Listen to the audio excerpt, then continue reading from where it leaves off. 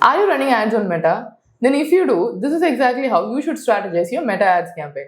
Hi, I am Sarana Narayanamurthy and I run the Content Board, which is a marketing agency. And for the past 7 years, we have run Meta ads campaign for more than 200 plus clients, starting even from a minimal budget of rupees 70,000 until a maximum budget of 5 crore a month. And we have generated a good ROI for almost all our clients. And now, if you're here watching this video, let me tell you one thing. Meta ads is not how it used to be. Because from a combination of manual campaigns and Advantage AI campaigns, we have so much room to play around and a lot of things that can actually bring you a very good profitability when you use it right. So in this video, let me show you how to structure that.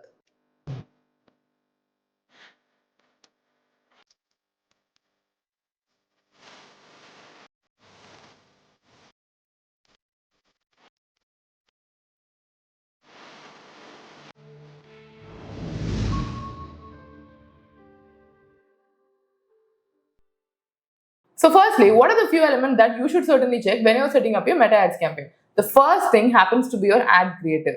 Now, many times what we do, we overemphasize on so what should be the setting, what should be the curated audience, and so many other things that most of the time we forget that the main player of our advertisement campaign is our ad creatives. Because think about this. Every time when this ad is shown to people, they do not respond just because they are your target audience. Neither do they respond unless you have a very high brand recall. But the main hook that they get, or the primary reason why they'll get in touch with you, is because you have a fantastic ad creative that not just hooks your audience but also carries forward the same interest right from the hook until the final delivery. And this entire process should be a well created advertisement. Now, if you're selling products, I would very much suggest you either go with either a static campaign or a carousel campaign. Now, in both of these cases, you are able to establish a clear dynamic of this is why you should buy from us and this is why you should lean forward and check what is it that we are offering. But if you are in the services segment or if you are in the coaching segment or if you are building a personal brand, I would 100% urge you to make that as a video campaign. Because statistically, video campaigns always tend to outperform either a creative or a carousel unless you're using it for a retargeting campaign. So ensure that when you're setting up a campaign, either if it's for the level 1 or for the level 2 audience, which means either they do not know about your brand or they know but have not really tried your brand, always go for video campaigns because that gives you a larger room to convince your audience. Now, secondly, once if your ad campaign is sorted, once if you say, yes, my ads are good and my ad copies are good, which means your primary text, your headlines, your call to action and your description. So if all of these are properly sorted, next is where we are moving towards the target audience. Now, what do you think is the big mistake that most marketing agencies that you hire or your in-house marketers do when they are running their campaigns? They think going too narrow or being very specific about this is the type of my audience will make it easy for you to run your campaigns. But mostly that is not the case. Let me tell you why. Let's say when Meta Ads is showing this campaign to a particular set of audience, they test and they observe what is the audience response. Are they giving a positive response? Are they becoming a direct customers? Or are they having a completely repulsive response? Now, based on this, Meta's pixel automatically adjusts and shows your ad to the better audience, to the ones who gave either a positive response or were more curious towards buying. Now, in many cases, what happens? You become too narrowed down with your audience that you tell Meta, this is exactly my circle and do not show outside of that. And many times, trust me when I say this. Now, these are just variables attached towards every user on Meta, primarily based on either of their behavior or based on whatever they are doing on their profile.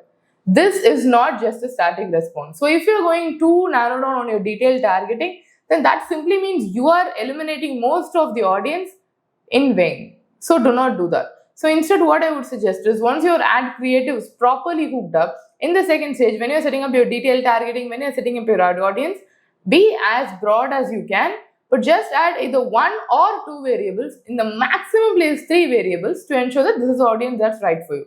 On this note, I would suggest always go with the right age group because that is a determinant factor. Second, always go with the regions properly because these two are non-negotiables and cannot be avoided. But when you're speaking about number 3, when it means about your characteristics, demographics, or the behavioral traits of these people, here instead of going with something that can be fluidic, go for something that is stagnant. For example, if you're advertising a kid's product, especially for let's say teenagers, then target parents who would fit into either that age group or choose a setting where they would have a teen or maybe they have interest in schools. So choose just one or two. Don't go much deeper into, let's say, having their interest on teen product or children's health and things like that, because that might not add a lot of weightage to it. Because if your ads are reaching people who do not have much screen time on Meta, then those might not be the factors that would actually give you a better result. So ensure that you're not going too detailed on your detailed targeting. Now, the third and the most essential one, set up your campaign in the right way. Now, what do I mean by that? Choose what is the intent. Do not always go either with a purchase ad or do not always go with the lead generation ad. And even if you're going with the lead generation ad, choose what kind of lead generation campaign you're setting up. Is it a landing page campaign? Is it an instant form campaign? Is it a campaign where you're generating leads for your WhatsApp or through Facebook? So what is that? Because once you have that clear, that is when your call to action can be as feasible according to your audience. I'll give you an example. If you're generating leads for, let's say, your coaching program, in that case, you're generating leads for a webinar. If it's a free webinar, and if you're saying, click on this, submit your details and join my WhatsApp group, how many details are you asking? Do you have a conditional question there? Because if you have a conditional question, you have a higher chance of filtering the leads and ensuring you only get qualified leads.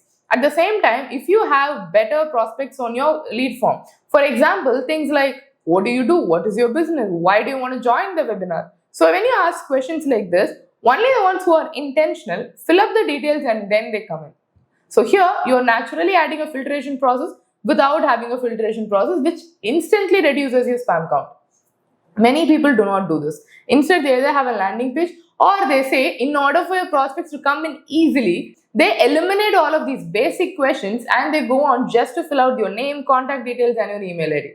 Of course, it's simpler to fill in, but also the one thing you need to understand is those are all autofill options. So the probability of a lot of spam leads coming in are huge. So never put yourself in that situation. So now, if you're an entrepreneur, business owner, creator, influencer, professional, personal brand, or whatever you are building online, and if you're running Meta ads, either with an agency, with your in-house team, or if you are an agency running Meta ads, ensure to use all these three things without fail in your campaigns, because when you do, you'll see a significant amount of response in a very short time. Now, if you're looking forward to outsource it, or if you want someone to check your campaigns, identify bottlenecks, or consult, reach out to us on this email ID that's mentioned below so that we can get in touch with you and help you run your campaigns better. And if you're looking forward to outsource your Meta ad campaigns, again, use the same email ID and ensure to check out our case studies on our LinkedIn and on our Instagram. And if you want to know more about the kind of campaigns we run, feel free to Google Saranya Narayanamurthy and you'll find a lot of information, a lot of tips and a lot of case studies on what we have done for our clients in the past. So with this, if you want to learn more about lead generation, sales, marketing and especially how to grow your business and how to generate more sales, ensure to subscribe to this YouTube channel and turn on the notification so that you never miss another YouTube channel, and share this video with other business owners and especially with people who are already running Meta ad campaigns so that you do not let them do the same mistake that you are doing or even costlier mistake. So with this, signing off for now, Saranya Narayanamurthy. Let's close on sales and follow this YouTube channel for more.